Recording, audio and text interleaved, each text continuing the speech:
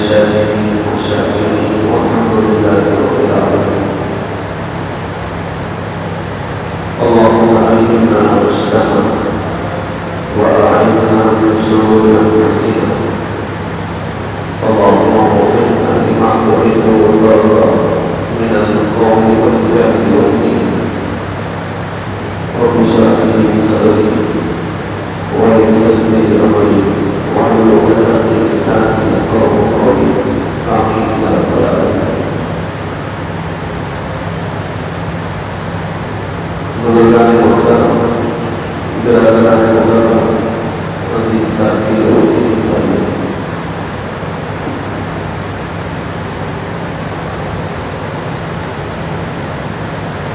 اللہ تبارک و تعالی نے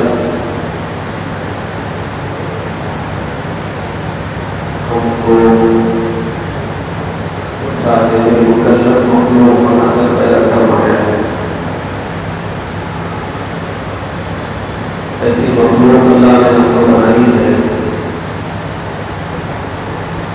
کہ ہم اس کے احکامات کے پابند ہیں اور ہمیں اس کے احکامات کی پابندی کرنے کا پابند بھی بنایا گیا ہے. اللہ تبارک و تعالیٰ نے انبیاء علیہ السلام کے ذریعے سے جو احکامات اتارے ہیں ان انسانوں کو ان احکامات کے مطابق زندگی گزارنے کا پابند بنایا گیا ہے. ہم اپنی مرضی سے زندگی نہیں جی سکتے. اللہ اور اس کے رسول صلی اللہ علیہ وسلم کی مرضی کے مطابق ہم کو زندگی جینا ہے اور اسی زندگی میں ہی اصل زندگی ہے اور یہی زندگی اصل زندگی ہے. اگر ہم اپنی مرضی کے مطابق زندگی جینے لگیں گے تو پھر ہم میں اور جانوروں میں کوئی فرق باقی نہیں رہے گا. جانوروں کو پابند نہیں بنایا گیا ہے، انسانوں کو پابند بنایا گیا ہے اور ان کے لیے باضابطہ احکامات اور تعلیمات اتارے گئے ہیں. انسانوں کے درمیان جتنے انبیاء علیہ السلام تشریف لائے وہ سب انسانوں ہی میں سے تھے اور سبوں میں اللہ کے احکامات دوسرے انسانوں تک پہنچائے اور اپنی زندگی جو کھلی کتاب کے طور پر تھی وہ لوگوں کے سامنے بتائی اور اس کے ذریعے سے انسانوں کو یہ پیغام دیا کہ ربانی احکامات کے مطابق تو کو زندگی گزارنا ہے اور اللہ تبارک و تعالیٰ نے اسی احکامات پر تو کے پابند بنایا ہے. دو چیزیں الگ الگ ہیں، دو حقوق الگ الگ ہیں جس کا انسانوں سے مطالبہ کیا گیا ہے اور اس پر عمل پیرا ہوئی انہیں تلقین کی گئی ہے. ایک اللہ تبارک و تعالیٰ کا حق ہے اور دوسرے بندوں کا حق ہے اور دونوں کا انسانوں کو پابند بنایا گیا ہے. اللہ تبارک و تعالیٰ کے حقوق بھی ادا کرتے رہنا ضروری ہے اور بندوں کے حقوق کو ادا کرتے رہنا یہ بھی ضروری ہے. اگر کوئی اللہ کے حق کو چھوڑتا ہے اور بندوں کے حق کو ادا کرتا ہے یہ بھی مجرم ہے اور اگر کوئی اللہ کے حق کو ادا کرتا ہے اور بندوں کے حق کو چھوڑتا ہے یہ بھی مجرم ہے. بندوں کے حق ادا کریں گے اللہ کا حق چھوڑ دینا یہ بھی مجرمانہ حرکت ہے. اللہ کا حق چھوڑ کر صرف بندوں کے حق ادا کرتے رہنا یہ بھی مجرمانہ صفت ہے. اللہ کے حق بھی ادا کرنا ہے اور بندوں کے حق بھی ادا کرنا ہے. اللہ تبارک و تعالیٰ کے حقوق بہت سے ہیں. ان میں سے سب سے پہلا حق تو یہ ہے کہ اللہ تبارک و تعالیٰ کو تنہا رب تسلیم کیا جائے، توحید کا اقرار کیا جائے، توحید کے خلاف کام نہ کیا جائے. زبان سے اس بات کا اقرار کرنا ہے کہ میں نے اللہ تبارک و تعالیٰ کو تنہا رب تسلیم کر دیا اور دل اسے قبول بھی کرنا ہے کہ اللہ تبارک و تعالیٰ کے ذات کے علاوہ کوئی ذات معبود بننے کے لائق نہیں۔ اللہ تبارک و تعالیٰ تنہا خدا ہے، معبود ہے، الہ ہے، اور ہم اسی کی پرستش بھی کریں گے اور اسی کے احکامات کو فالو بھی کریں گے۔ اور اللہ تبارک و تعالیٰ نے اپنی عبادت کے اور اطاعت کے لیے جو طریقہ بتلایا ہے ان طریقوں کو ادا کرنا وہ بھی حقوق اللہ کے شامل ہے، اور دوسرے بندوں کے حق بندوں پر لاگو کیے گئے۔ بندے تو بہت سارے ہیں، ایک انسان ہونے کے ناطے دنیا میں جتنے انسان ہیں وہ سب کے سب ایک دوسرے کے انسانی اعتبار سے بھائی ہیں، سب کے سب آدم کی اولاد ہیں، اور ان سب کے حقوق ایک انسان پر عائد کیے گئے ہیں۔ یہ تو عمومی اعتبار سے حق ہے انسان ہونے کے ناطے، اور دوسرا حق ہے خصوصی حق ہے وہ صاحب ایمان ہونے کے ناطے۔ صاحب ایمان میں وہ انسان علیحدہ ہو جاتے ہیں جو بے ایمان ہو۔ صرف صاحب ایمان کا صاحب ایمان پر حق ہے، ایمان کی بنیاد پر وہ حق بھی ادا کرنا ہے، یہ بھی حقوق العباد میں شامل ہے۔ اور ان کے علاوہ اور بھی خاص حق ہے جو اخص خاص کہا جاتا ہے، وہ فروعی رشتوں کے اعتبار سے حق ادا کرنا ہے، اور قرآن کریم میں اس کی بڑی تاکید کی گئی ہے اور بتایا گیا ہے کہ جو جن کا خون سے رشتہ ہے، نسبی جن کا رشتہ ہے، ان کے حقوق ادا کرنا ایک دوسرے پر لازم ہے، یہ بھی حقوق العباد ہے۔ تو بندوں کے حق ادا کرنا ہے بندوں کو، یہ حقوق العباد ہے۔ اللہ کا حق ادا کرنا ہے بندوں کو، یہ حقوق اللہ ہے۔ اللہ تبارک و تعالیٰ کی عبادت کرنا ہے جیسے اللہ تبارک و تعالیٰ نے عبادت کرنے کا حکم دیا ہے، اور جیسے رسول اللہ صلی اللہ علیہ وسلم نے اللہ کی عبادت کر کے بتلایا ہے اس طریقے سے اللہ تبارک و تعالیٰ کی عبادت کرنا ہے، یہ اللہ کا حق ہے۔ اور اللہ تبارک و تعالیٰ نے جتنی عبادتوں کو اہل ایمان پر لازم فرمائی ہیں، لاگو فرمائی ہیں، اگر ہم انہیں اجمالی اعتبار سے تقسیم کریں تو عبادتیں تین چیزوں میں تقسیم ہو جاتی ہیں۔ ایک عبادت کا تعلق بدن سے ہے، اور دوسری عبادت کا تعلق مال سے ہے، اور تیسری عبادت کا تعلق بدن اور مال دونوں سے ہے۔ وہ عبادت جس کا تعلق خالص بدن سے ہے وہ نماز پنجگانہ ہے اور رمضان المبارک کے روزے ہیں۔ اس عبادت کا تعلق بدن سے، آدمی جب تک حرکت نہیں کرے گا تب تک وہ عبادت ادا نہ ہوگی۔ اگر کوئی شخص خالی بیٹھا رہے اور فجر کی نماز ادا کرنے کا تہیہ کر لے، اس کی نماز قبول نہیں ہوگی۔ تب تک کہ وہ رکوع نہ کرے، تب تک کہ وہ سجدے نہ کرے، تب تک کہ وہ قیام میں کھڑا نہ ہو، تب تک کہ وہ قائم نہ بیٹھے، کیونکہ اس عبادت کا تعلق انسان کے جسم کے ساتھ ہے۔ اسی طرح اگر کوئی روزہ رکھنا چاہے لیکن جیسے حکم دیا گیا ہے اس طریقے سے روزہ ادا نہ کرے تو پھر روزہ ادا نہ ہوگا، کیونکہ روزے اس عبادت کا تعلق انسان کے جسم سے ہے۔ انسان کے جسم کو کھانے اور پینے نفسانی خواہشات سے بچانے کا نام روزہ ہے، اور روزہ ایک خاص عبادت ہے۔ تو یہ عبادت کا تعلق ہے جسم سے، اور دوسری عبادت جس کا تعلق ہے مال سے وہ ہے زکوٰۃ، اور تیسری عبادت جس کا تعلق مال سے بھی ہے اور بدن سے بھی ہے وہ عبادت ہے حج بیت اللہ۔ حج بیت اللہ کے لیے آدمی کو جسم سے کام بھی کرنا پڑتا ہے اور اپنے مال بھی خرچ کرنا پڑتا ہے۔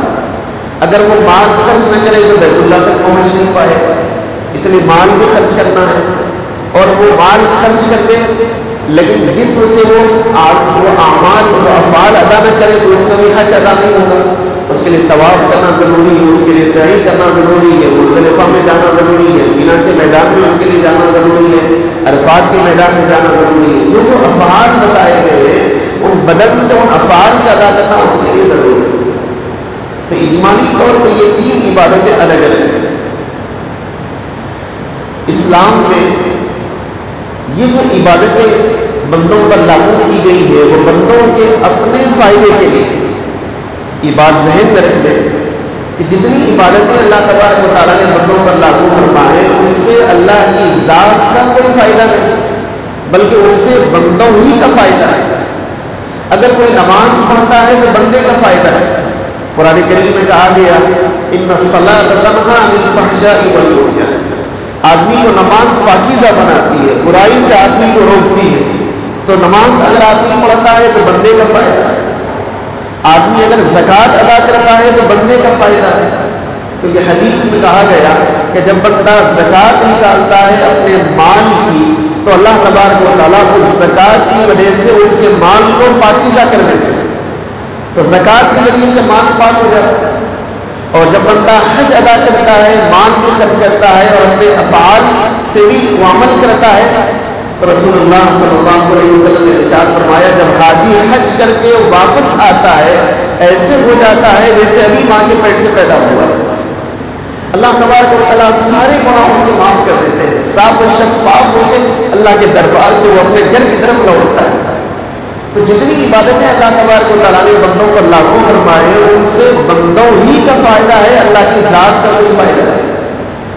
اسی وجہ سے کہنے والے نے یہ بات کہی ہے اور بڑی اونچی بات کہی ہے کہ اگر پوری دنیا ولی کامل اگر بن جائے، پوری دنیا اگر ولی کامل بن جائے اور پیدائش سے لے کر وفات تک سجدے میں پڑ جائے، اللہ تبارک و تعالیٰ کی ذرہ برابر نافرمانی نہ کرے، تب بھی اللہ تبارک و تعالیٰ کی شان میں ذرہ برابر اضافہ نہیں ہوگا۔ اللہ تبارک و تعالیٰ کی ذات ان تمام چیزوں سے منزہ ہے، مبرہ ہے، پاک اور صاف۔ اور اگر پوری دنیا ابو جہل بن جائے، پوری دنیا ابو لہب بن جائے، یا پوری دنیا قارون بن جائے، یا پوری دنیا فرعون بن جائے اور پیدائش سے لے کر وفات تک اللہ تبارک و تعالیٰ کی نافرمانی ہی نافرمانیاں کرتی چلی جائے، شرک ہی شرک کرتی چلی جائے، تب بھی اللہ تبارک و تعالیٰ کی شان میں ذرہ برابر کبھی واقع نہیں ہو۔ تو بندہ اگر کچھ کرتا ہے تو اس کی ذات کا فائدہ ہے، اگر نہیں کرتا ہے تو وہ اپنی ہی ذات کا نقصان کرنے والا ہے۔ زکوٰۃ اسلام کے اہم ترین فریضوں میں سے ایک اہم ترین فریضہ ہے، بلکہ اسلام کی جتنی بنیادی ارکان ہیں ان ارکان میں سے اس کا تیسرا نمبر ہے۔ چنانچہ مشہور حدیث ہے جس میں رسول اللہ صلی اللہ علیہ وسلم نے اسلام کے بنیادوں کا ذکر فرمایا ہے۔ آپ نے ارشاد فرمایا بنی الاسلام علی خمس، اسلام کی بنیاد 5 چیزوں پر ہے، شہادت اللہ الہ الا اللہ وان محمد رسول اللہ۔ پہلی بنیاد تو یہ ہے اللہ تبارک و تعالیٰ کے ایک ہونے کی گواہی دے اور رسول اللہ صلی اللہ علیہ وسلم کے برحق نبی ہونے کی گواہی دے۔ تب تک آدمی اس طرح کی گواہی نہیں دے گا وہ اسلام میں داخل نہیں ہو سکتا، وہ اسلام میں داخل نہیں ہو سکتا، وہ اللہ تبارک و تعالیٰ کا فرمانبردار بندہ شمار نہیں ہوگا۔ دنیا میں لاکھوں کروڑوں اللہ کے بندے ہیں، بلکہ سبھی اللہ کے بندے ہیں، جتنے پیدا ہوئے ہیں اور جو کچھ دنیا سے جا چکے ہیں اور جتنے پیدا ہوں گے اور قیامت تک جو کچھ دنیا سے جاتے رہیں گے، یہ سب کے سب اللہ تبارک و تعالیٰ کے بندے ہیں۔ لیکن ان تمام بندوں میں حقیقی بندے وہ ہیں، فرمانبردار بندے وہ ہیں جو ایمان لاتے ہیں۔ ایمان لانے والے حقیقی اللہ تبارک و تعالیٰ کے فرمانبردار بندے ہیں۔ پہلی شرط یہ ہے کہ اسلام قبول کرے، ایمان لائے، شہادت اللہ الہ الا اللہ واشہد ان محمد رسول اللہ۔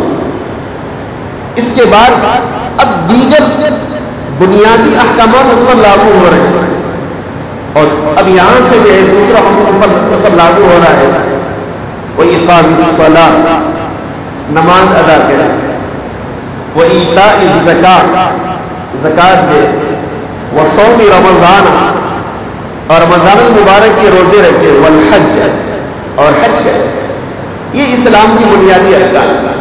زکوٰۃ کا اس میں تیسرا نمبر ہے، اور شریعت کا جو زکوٰۃ کا جو حکم ہے وہ حکم صرف مالدار بندوں کے لیے ہے، نادار بندوں کے لیے نہیں۔ یہ جملے پر غور کیجیے، زکوٰۃ کا جو حکم لاگو ہے وہ مالدار بندوں پر ہے، نادار بندوں پر نہیں۔ اور یہی حکم حج کا بھی ہے، مالدار بندوں پر ہے، نادار بندوں پر نہیں۔ اس کے مقابلے میں جو 2 فریضے ہیں، نماز ہے اور روزہ ہے، مالدار بندہ ہے تب بھی اس پر لاگو ہے، نادار اگر بندہ ہے تب بھی اس پر لاگو ہے، مسلمان ہے عاقل بالغ ہے اس پر 5 وقتہ نماز فرض ہے، مسلمان ہے عاقل بالغ ہے تو اس پر رمضان المبارک کے روزے فرض ہیں، لیکن زکوٰۃ کے لیے مالدار ہونا شرط ہے، اور مالدار بھی شرعی اعتبار سے مالدار ہونا ضروری ہے، شریعت اسے بتا دے کہ یہ شخص مالدار ہے۔ اس سلسلے میں الگ الگ رائے بھی ہو سکتی ہے، جو شخص دینے کا جذبہ رکھتا ہے وہ مالدار نہیں ہونے کے باوجود بھی اپنے آپ کو مالدار شمار کر سکتا ہے جذبے کی بنیاد پر، اور جس کا جذبہ سخت پڑ گیا ہے وہ مالدار ہونے کے باوجود بھی اپنے آپ کو ناداروں میں شمار کر سکتا ہے۔ ایسے ہم میں سے بعض لوگ ایسے ہیں جو مالدار ہونے کے باوجود بھی اپنے آپ کو نادار شمار کر کے زکوٰۃ ادا نہیں کرتے، یا مالدار تو سمجھتے ہیں لیکن زکوٰۃ کے ادا کرنے میں ٹال مٹول سے کام لیتے ہیں، یا زکوٰۃ ادا تو کرتے ہیں لیکن اندازے میں زکوٰۃ ادا کرتے ہیں، یا زکوٰۃ تو ادا کرتے ہیں لیکن تاخیر سے زکوٰۃ ادا کرتے ہیں۔ یہ ساری جو قسمیں ہیں ان لوگوں کی کہ جن پر اللہ نے زکوٰۃ کو فرض فرمایا ہے لیکن اس سلسلے میں کوتاہی کرتے رہتے ہیں، تو اللہ تبارک و تعالیٰ نے ایک مقدار متعین کر کے فرما دیا کہ اگر کوئی شخص اتنی مقدار کا مالک ہے ایسے شخص پر زکوٰۃ فرض ہے، اور نماز کی طرح روزانہ زکوٰۃ فرض نہیں، رمضان المبارک کی طرح پورے 1 مہینے کے روزے کی طرح پورے 1 مہینے کے روزے فرض نہیں، بلکہ زکوٰۃ کا معاملہ یہ ہے کہ سال میں مخصوص مال میں مخصوص مقدار کو نکالنا فرض ہے، آپ نے نکال دیا آپ کی زکوٰۃ ادا ہو گئی۔ جیسے حج کے بارے میں کہا گیا اگر کوئی شخص کتنا ہی مالدار ہو زندگی میں 1 مرتبہ حج فرض ہے، اس نے اگر حج کر لیا فریضہ ادا ہو گیا ذمے سے ثابت ہو گیا، اس کے بعد اگر کوئی حج کرنا چاہتا ہے اس کے لیے وہ نفلی حج ہے، فرض حج ہے۔ زکوٰۃ کے لیے سال میں 1 مرتبہ ہی زکوٰۃ ادا کرنا ہے، اگر وہ 1 مرتبہ زکوٰۃ ادا کر لے اس کے ذمے سے جو ہے فریضہ ثابت ہو جائے گا سال بھر تک کے لیے، اب پھر جب نیا سال آئے گا پھر اس پر اسے جو ہے زکوٰۃ نکالنا ہے۔ قرآن کریم کی متعدد آیات میں اللہ تبارک و تعالیٰ نے زکوٰۃ کی اہمیت کو بیان فرمایا ہے، بلکہ اگر آپ غور کریں اور اگر آپ تدبر کریں، اگر آپ قرآن کا مطالعہ کریں تو آپ کو اندازہ ہوگا کہ قرآن کریم میں تقریباً 80 مقامات پر نماز اور زکوٰۃ کا اکٹھا ذکر کیا گیا ہے۔ وَإِقَامِ الصَّلَاةِ وَإِيتَاءِ الزَّكَاةِ وَإِقَامِ الصَّلَاةِ وَإِيتَاءِ الزَّكَاةِ، جہاں جہاں نماز کا ذکر کیا گیا وہیں زکوٰۃ کا بھی ذکر کیا گیا۔ اس سے علماء کرام نے یہ بات نکالی ہے کہ جس طرح نماز اہم ہے اسی طرح زکوٰۃ بھی اہم ہے۔ اللہ تبارک و تعالیٰ کے پاس نمازی کا جو مقام ہے زکوٰۃ ادا کرنے والے کا بھی وہی مقام ہے، اور نماز سے جو فوائد بندے کو حاصل ہوتے ہیں زکوٰۃ سے بھی وہی فوائد بندے کو حاصل ہوتے ہیں، لیکن فرق یہ ہے کہ نماز بدنی عبادت ہے اور زکوٰۃ مالی عبادت ہے۔ رسول اللہ صلی اللہ علیہ وسلم نے ارشاد فرمایا کہ اللہ تبارک و تعالیٰ نے مالداروں پر زکوٰۃ فرض فرمائی، اور کتنی زکوٰۃ فرض فرمائی ہے؟ مال کا 40واں حصہ، 2.5% اسے کہا جاتا ہے، بالکل معمولی مقدار اللہ تبارک و تعالیٰ نے زکوٰۃ فرض فرمائی۔ اگر اس سے زیادہ اگر اللہ فرما دیتے تب بھی ادا کرنا تھا، اس سے زیادہ اگر اللہ تعالیٰ فرما دیتے تب بھی ادا کرنا تھا، اگر اللہ تبارک و تعالیٰ بندے سے یہ فرما دیتے کہ سال ختم ہونے کے بعد جو زائد تمہارے پاس مال ہے یہ سارا کا سارا مال خرچ کرنا ہے، تبھی بندے کے لیے لازم تھا کہ وہ مال خرچ کرے۔ اللہ تبارک و تعالیٰ نے یہ احکامات نہیں دیے ہیں بلکہ فرمایا کہ 2.5% مال نکالنا ہے، اور نکالنے میں مالدار کا ہی فائدہ ہے، اس کے ذریعے سے مال پاک صاف ہو جاتا ہے اور مال محفوظ ہو جاتا ہے۔ زکوٰۃ کے ذریعے سے اللہ تبارک و تعالیٰ اس کے مال کی حفاظت فرماتے ہیں، جس مال کی زکوٰۃ نکالی جاتی ہے گویا کہ وہ مال محفوظ ہے، اور جس مال کی زکوٰۃ نہیں نکالی جاتی ہے اس کے لیے کوئی یقینی بات نہیں کہی گئی کہ یہ مال محفوظ رہے گا یا پھر مال برباد ہو جائے گا۔ بعض تجربے کرنے والوں نے یہ تجربہ کر کے دیکھا، بعض حماقت کرنے والوں نے یہ حماقت بھی کر کے دیکھا، مال کی زکات نکالی اور اس پر یہ تجربہ کر کے دیکھا کہ یہ مال کے محفوظ کیسے رہ سکتا ہے۔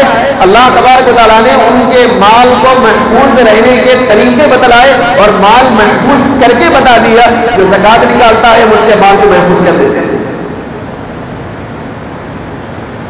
آج سے تقریباً 10-15 سال پہلے کی بات ہے، کلکتہ میں بہت بڑی فیکٹری تھی لیدر کی۔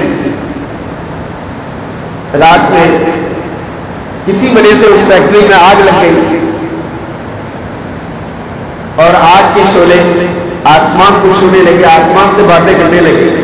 ان فیکٹری کے مالک کو اطلاع دی گئی کہ آپ کی جو عظیم الشان لیدر فیکٹری ہے اس میں آگ لگ گئی ہے۔ انہوں نے فائر انجنوں کو اطلاع دی اور بجھانے کے لیے کہا، لیکن وہ صبح تک آئے نہیں۔ جب وہ صبح آئے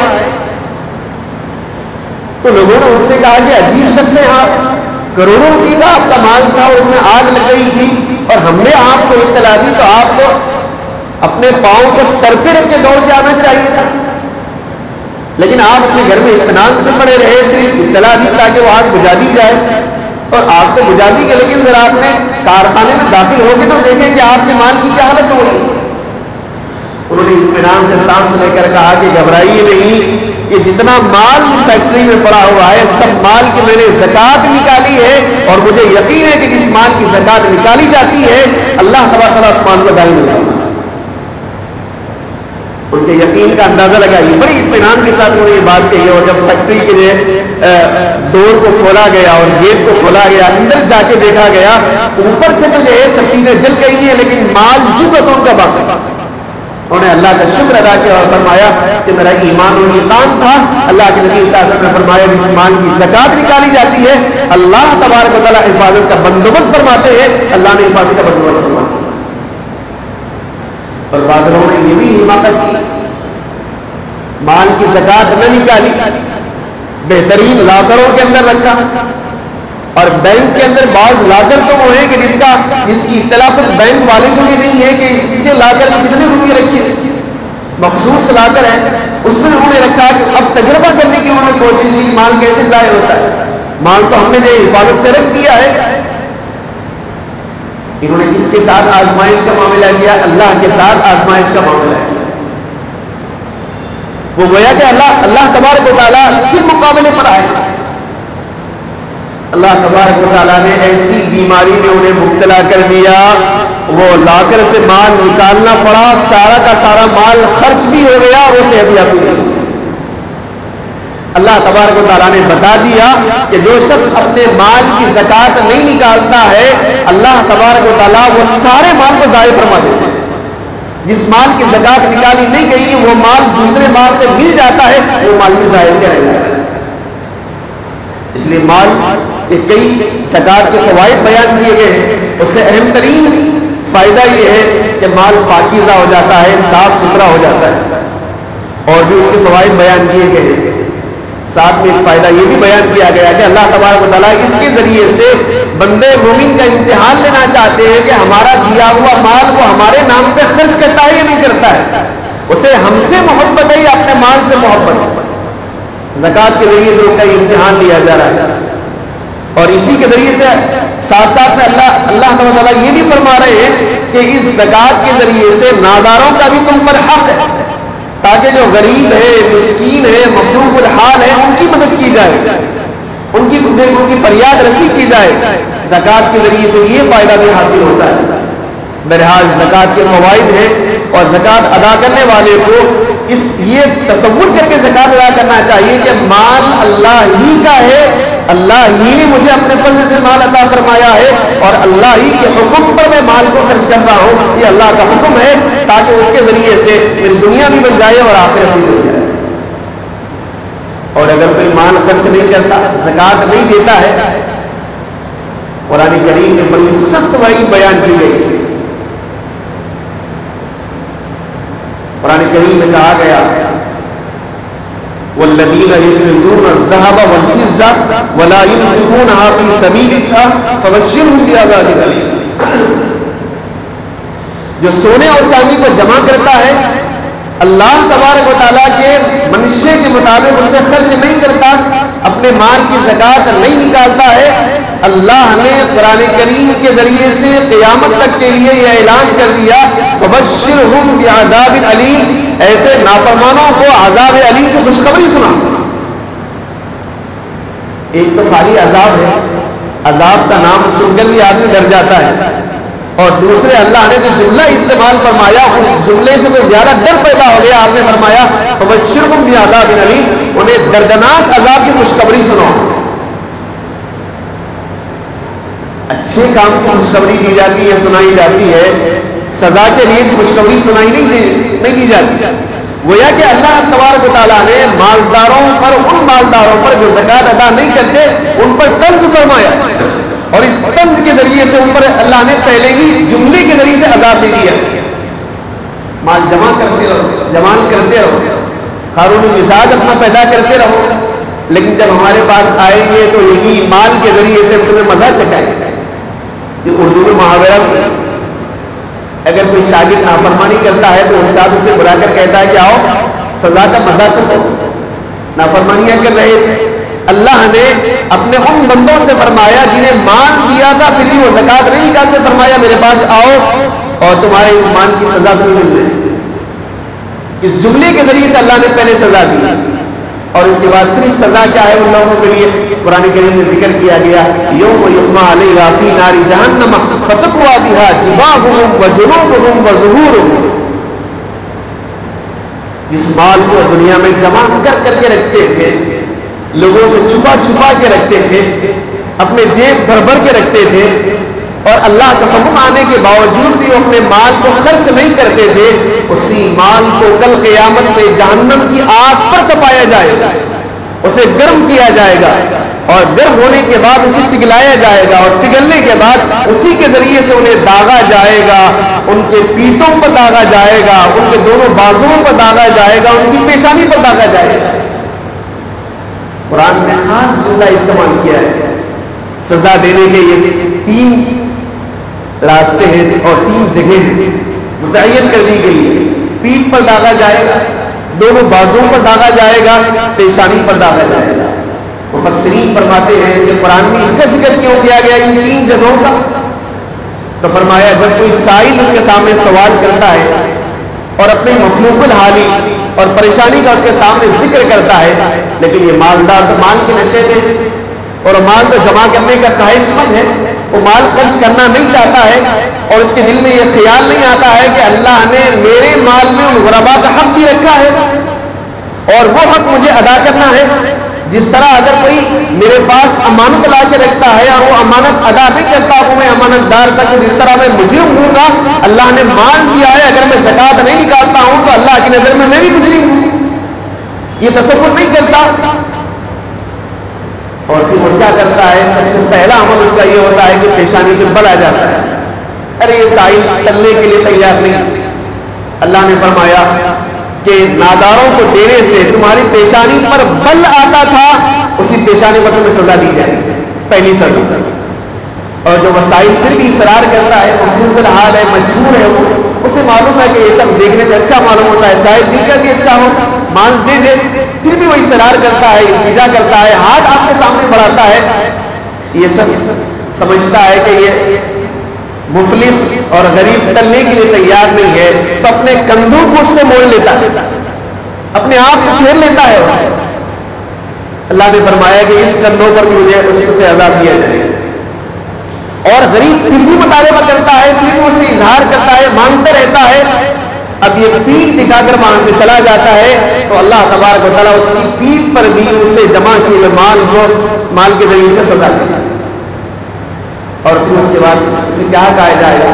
ھذا ما کنزتم لانفسکم فذوقوا ما کنتم تکنزون، یہ تمہارا وہ مال ہے جس میں تم نے دنیا میں جمع کر کے رکھا تھا، آج اس کا مزہ چکھو۔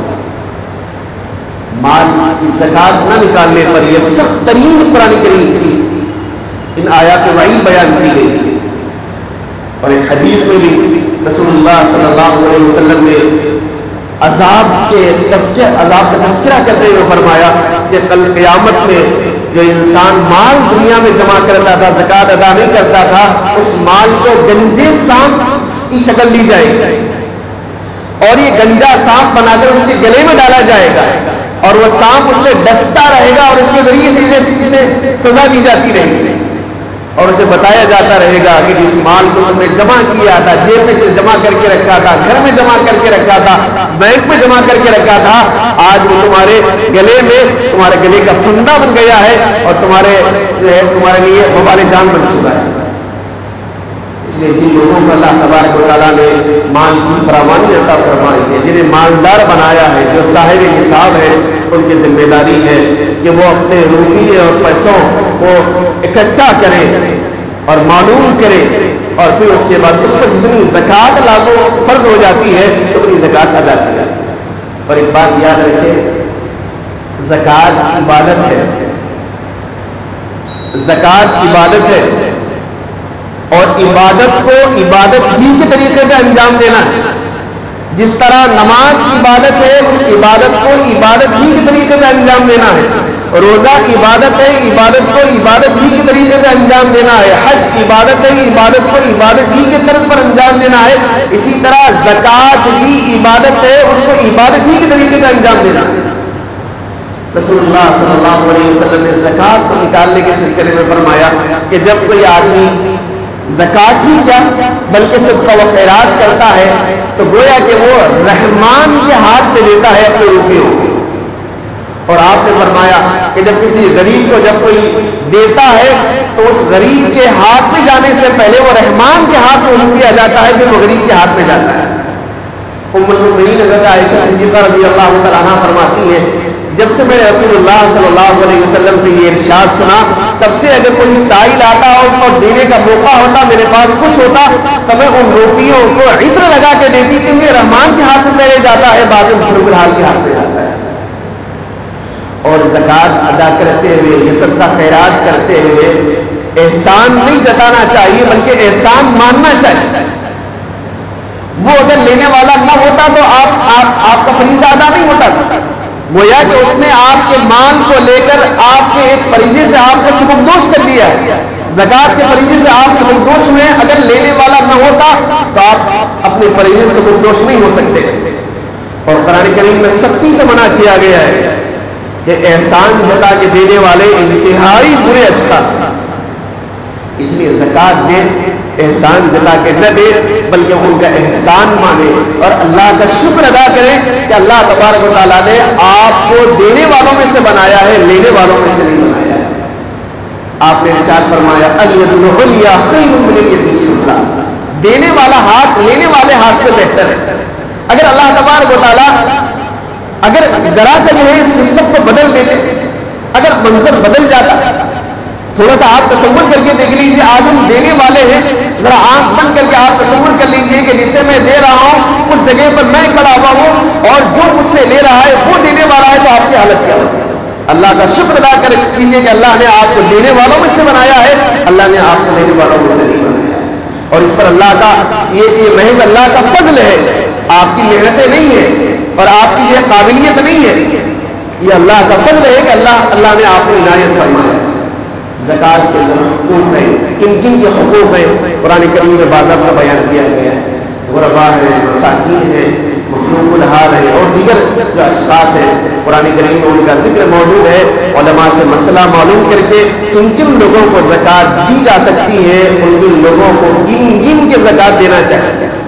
اور اگر کوئی زکوٰۃ دینے سے پیچھے ہٹتا ہے اور یہ سوچتا ہے اگر میں مال کی زکوٰۃ نہ نکالوں تو کون مجھے پوچھنے والا ہے، کون مجھے دیکھنے والا ہے، موت کب آئے گی تو بعد میں جب موت آئے گی جب دیکھا جائے گا، قیامت کب آنے والی ہے جب قیامت آئے گی تب دیکھا جائے گا۔ اگر کسی کے دل میں یہ خیالات آتے ہیں اور اس خیالات کو نکالیں، یہ شیطانی خیالات ہیں، یہ نفسانی خواہشات کے خیالات ہیں اور یہ مجرموں کا جو طرز عمل ہے، یہ مجرموں کے خیالات ہیں۔ انبیاء نے سابقہ قوموں سے یہ بات کہی تھی کہ دیکھو قیامت آنے والی ہے، قیامت کے آنے سے پہلے قیامت کی تیاری ہے۔ انہوں نے کہا کہ قیامت تو بہت دور۔ اللہ نے جواب میں فرمایا انہم یرونہ بعیدا ونراہ قریبا، ارے تم تو قیامت کو بہت دور سمجھ رہے ہیں، لیکن حقیقت یہ ہے کہ قیامت تو بہت قریب ہے، قیامت تو تمہارے بہت زیادہ قریب ہے۔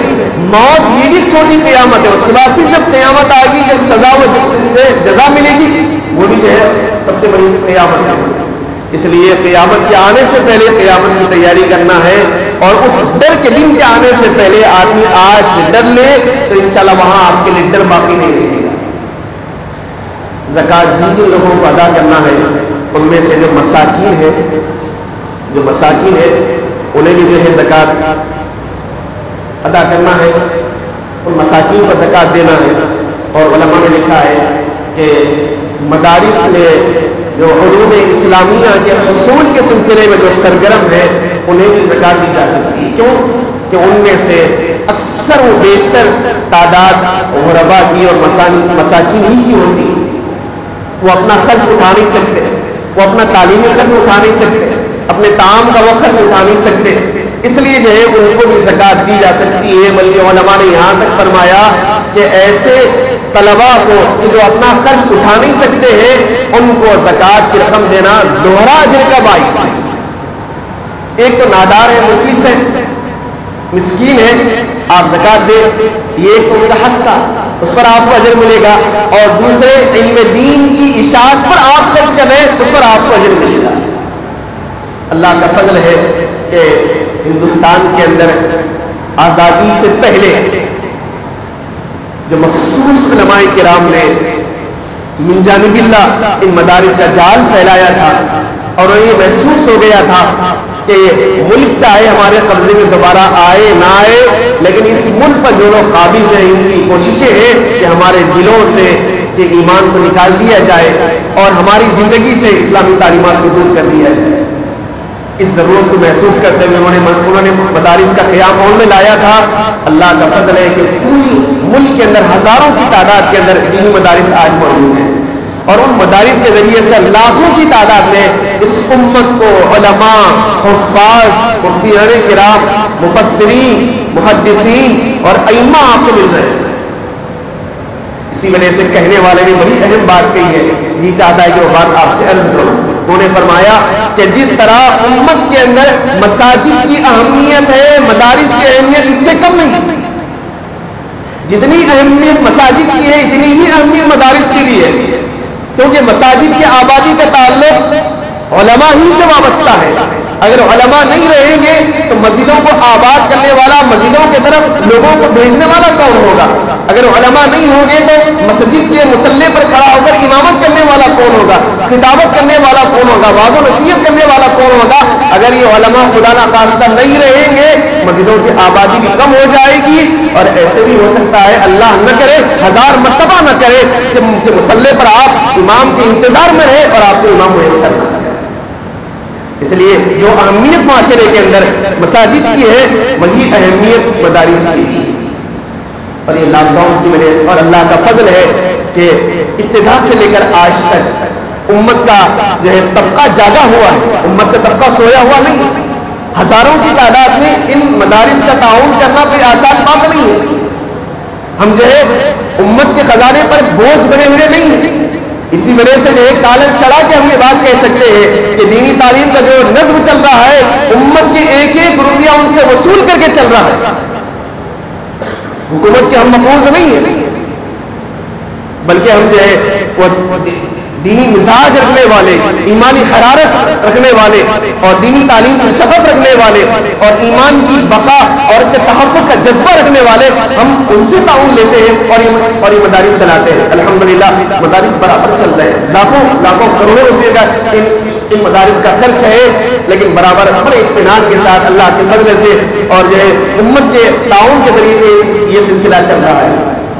گزشتہ ایک سال سے جو کہ پورے ملک میں لاک ڈاؤن بھی نافذ ہو گیا تھا، اور ابھی بھی قریب تک اس کو رہتا نہیں ہے ہمارے اس جو ہے صوبے کو چھوڑ کر تقریباً صوبوں کے اندر، تو مدارس کا جو نظام ہے وہ زکوٰۃ صدقات کی وصولی کا ہے، اس پر جو ہے ایک بڑا بوجھ آ گیا ہے اور بڑی مصیبت آ گئی ہے کہ لوگوں تک پہنچ نہیں پا رہے ہیں، ان کی زکوٰۃ اور صدقات وصول کر نہیں پا رہے ہیں، کیونکہ مدارس کا نظام بھی چلنا ہے۔ اس لیے ہم سب کی ذمہ داری ہے کہ کہ مدارس کے سلسلے میں فکر کرے.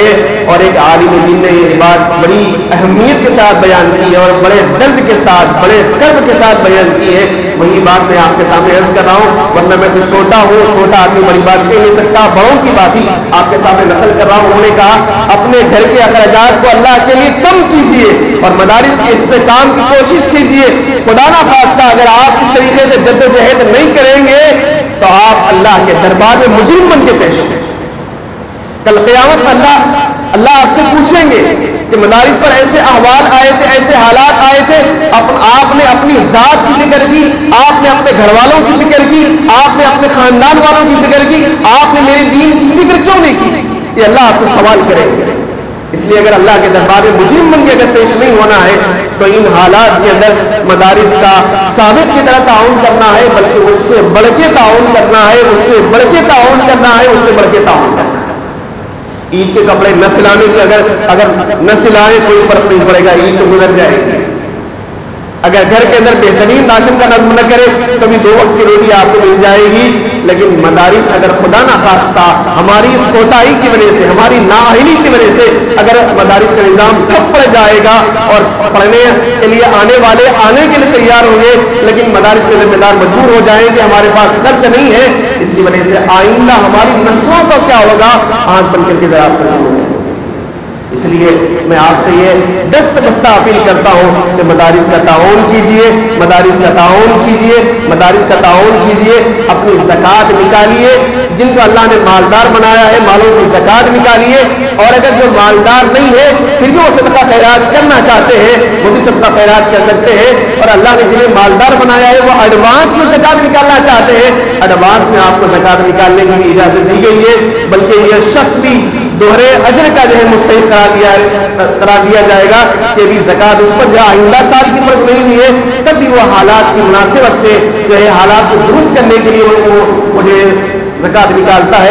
اس لیے مالداروں کی بلکہ امت کے ایک فرد کی ذمہ داری ہے کہ جہاں مغربا اور مساکین جو اپنے اطراف ہیں ان کا بھی حق ادا کریں, رشتہ داروں کا بھی حق ادا کریں, اور خاص کر مدارس کا حق ادا کریں. خاص طور سے آپ کے اس محلے میں, آپ کے اس علاقے میں, آپ کے اس مسجد کے اندر تقریباً 26 سال سے علوم اسلامیہ کی نشر و اشاعت کے اندر جو ادارہ جو ہے لگا ہوا ہے اور جس کے تعلیمی خدمات سے آپ سب حضرات واقف ہیں. سینکڑوں کی تعداد میں طلبا تکمیل حفظ و قرآن کریم کر کے جو ہے یہاں سے نکل چکے ہیں اور مساجد میں اور دیگر مدارس کے اندر خدمات انجام دے رہے ہیں. اس ادارے کو استحکام بخشنا یہ آپ کی اپنی دینی اخلاقی ذمہ داری ہے. اس لیے میں آپ تمام حضرات سے گزارش کرتا ہوں کہ یہ آپ کا اپنا ادارہ ہے, آپ کے محلے کا ادارہ ہے, آپ کی مسجد کا ادارہ ہے, اور یہ ادارہ اس وقت جو ہے زیادہ حقدار بھی ہے کیونکہ یہاں پہ کوئی سفرا اور دیگر جو ہے تعاون کے جمع کرنے کا کوئی نظم نہیں ہے. آپ ہی حضرات اپنے طور پہ لا کے یہاں جمع کرتے ہیں, جس طرح سابق میں جمع کرتے تھے جو ہے اس بار بھی آپ حضرات جمع کریں. ابھی رمضان مبارک 10-12 دن 15 دن باقی رہ گئے ہیں, موقع بڑا اچھا ہے دونوں ہاتھوں سے ثواب کو حاصل کرنے کا, بلکہ ثواب کو لوٹنے کا اور اجر کا حاصل کرنے کا اور پہاڑوں جیسے اجر کو حاصل کرنے کا یہ بڑا بہترین موقع ہے. آپ حضرات سے میں گزارش کروں گا کہ نمازوں کے بعد, یہ جمعہ کی نماز کے بعد یا اس کے علاوہ 5 وقتہ نمازوں کے بعد یہاں ذمہ دار موجود رہتے ہیں اور ان ذمہ داروں کے پاس آپ اپنے عطیات, صدقات اور زکوٰۃ وغیرہ لا کر جمع کریں. ان اللہ لا یضیع اجر المحسنین. اللہ تبارک تعالیٰ اللہ کے راستے میں خرچ کرنے والوں کے اس احسان اور اس اجر کو ضائع نہیں فرماتے. اللہ تعالیٰ ہم سب کو بڑی توفیق عطا فرمائے. آمین یا رب العالمین. وآخر دعوانا الحمد للہ رب العالمین.